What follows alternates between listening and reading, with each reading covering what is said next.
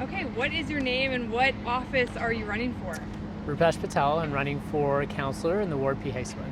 Why are you running? So Edmonton's at a pivotal moment right now. We're seeing a lot of uncertainty at the national and provincial level. There's so many issues there. I just want to make sure Edmonton leads and seizes this moment at this time. And I want to make sure we win. And that means like winning in every line of service that we take on. And so yeah, that was really the big spark that got me into this race. What is your most recent job? I am the principal climate strategist for the city of Edmonton. I'm on leave right now. And yeah, been working in government my whole career. Could you elaborate more on that and just so people are aware of kind of what tasks you were doing as you go into this role? Yeah, so as a principal climate strategist, my job is to lead a team of engineers and planners to develop the city's climate strategy. So both in terms of how do you reduce emissions to how does the city adapt to climate change. And so it's a lot of technical work, it's a lot of leadership work, and that usually is what occupies my day. What would be your first order of business, or what would you fix first as your first priority if you were elected? Yeah, I think we need to, in order for us to lead and win this moment, we need to make sure our foundations are strong. And that means focusing on our core services and making sure that we focus on those core services that match our growth. Our city has grown so much, but we haven't kept pace with funding those basic core services. And that's what we need to get right. And I think that's what Edmontonians expect at this moment. What about when it comes to fiscal responsibility? How would you manage that? Yeah, I think that comes about with value for money, right? Like folks are on either side, they're feeling like either you constrain property taxes entirely, or they just want to make sure that they're seeing value for the money that they're paying. And I think that's where you guys start. You start with those core services first, and then everything kind of comes up after that. So construction, long timelines, definitely frustrate Edmontonians. Yeah. How would you go about with Edmonton planning of those projects? Yeah, the next city council is going to have to approve the next 4-year budget, and that's the input as a councillor that I would have, is to make sure that the projects that city administration brings to council and recommends, it's asking those right questions. It's asking, have you done the traffic analysis on these things? How does this project interact with this project?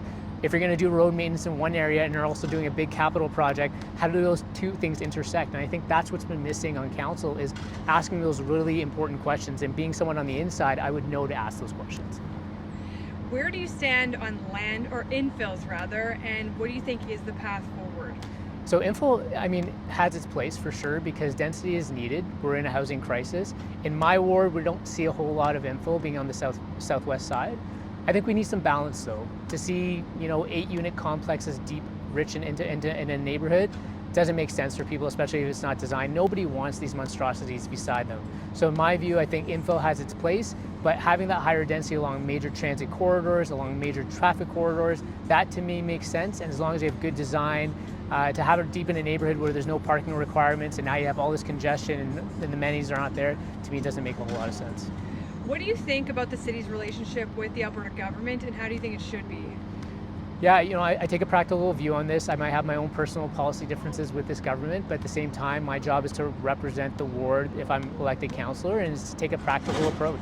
It's to find ways to work with this government. We are a creature of the province, and so at the end of the day, you have to build those relationships in order to get things done, and that's how I would focus on that, as opposed to publicly fighting them. It's the same thing we see at the federal and provincial level. I don't think that's getting us anywhere, and so it's the same approach I would take as a city councillor, is to make sure we find productive relationships, not in the public, but doing those things behind the scenes. What is your vision for Edmonton? I want Edmonton to lead. I want Edmonton to win. I want us to, I think this city is there's a lot of great things that have been happening, but there's been so much change that we've seen, and people feel like they're not being heard, they're feeling dismissed. And so we're in this time where sometimes you need to slow on some things to see even bigger changes. And so I think about the future of our youth. You talk to youth, people are not feeling optimistic. They're applying 200 applications at a time for a summer job. Youth unemployment rate is so high in Alberta at 17%. I want to make sure our city is ready for our youth, and I want to make sure we seize those opportunities. If you are elected, what is one thing that you would like to be remembered for doing, or something that you accomplished at the end of your term? Being an independent candidate, it's really important to me. I don't want to be tied to any political party. Our politics are so polarizing. I'm hoping at the end, obviously you want to achieve the priorities you have on your platform, but if there's anything at the end of 4 years, is that Rupesh actually helped our politics. He didn't create polarized politics. He actually brought people together. He built trust within this community, one conversation at a time. That's what I'm hoping that I'm remembered